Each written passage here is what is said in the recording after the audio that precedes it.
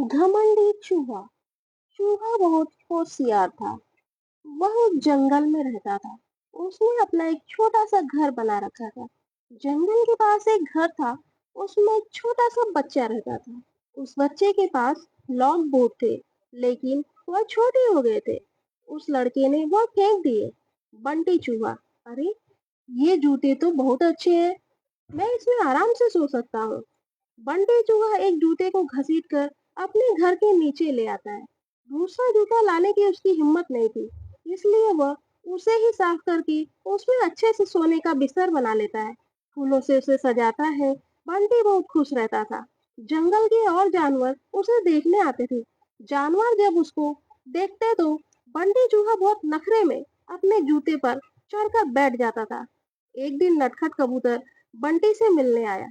नटखट कबूतर, बंटी भाई, बहुत सुंदर घर सजाया है और इस जूते ने तो चार चांद लगा रखे हैं। बंटी चूहा, सुन भाई, नजर मत लगा, मैंने बहुत मुश्किल से इसे सजाया है।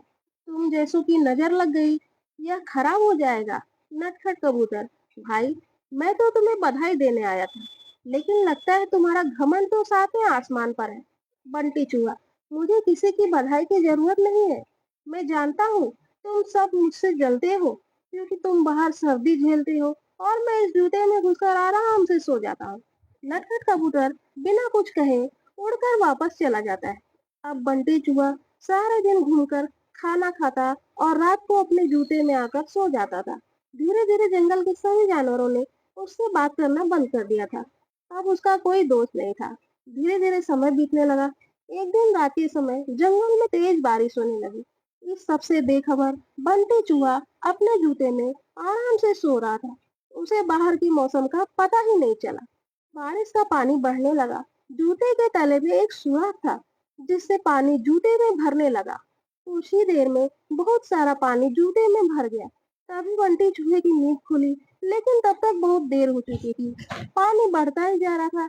उसे लगा कि अब वो मर जाएगा। बंटी चूहा और जोर से चिल्लाने लगा, लेकिन बारिश की आवाज में किसी ने उसकी आवाज नहीं सुनी। बंटी चूहे को अपनी मौत साफ नजर आ रही थी। वह जोर जोर से उछलने लगा। उछलते उछलते उस जूते के बाहर निकलना चाह रहा था, लेकिन जूता इतना लंबा था कि वह बाहर निकल ही नहीं पा रहा था।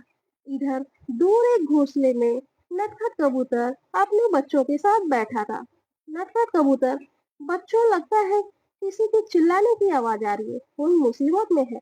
उसने बाहर निकल के देखा कि आवाज उस जूते में से आ रही थी। वह तुरंत समझ गया कि बंटी चूहा जूते में फंस गया है।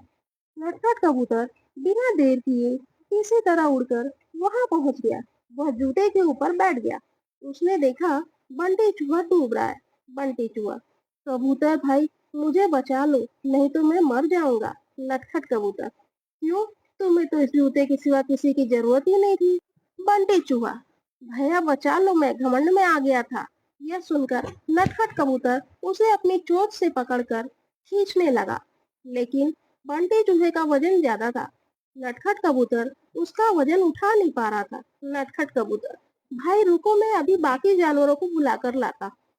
नटखट कबूतर जंगल में जाता है, लेकिन सभी जानवर बंटी चूहे की मदद के लिए मना कर देते हैं। तभी रास्ते में उसे कालू कौवा मिलता है। वह उसके साथ आ जाता है। दोनों मिलकर बंटी चूहे की एक एक टांग चोंच में दबाकर उड़ जाते हैं और उसे ऊपर बने घर में रख देते हैं। बंटी चूहा अपने किए पर बहुत पछताता है। अगले दिन वह जूते को खींचकर उल्टा कर देता है।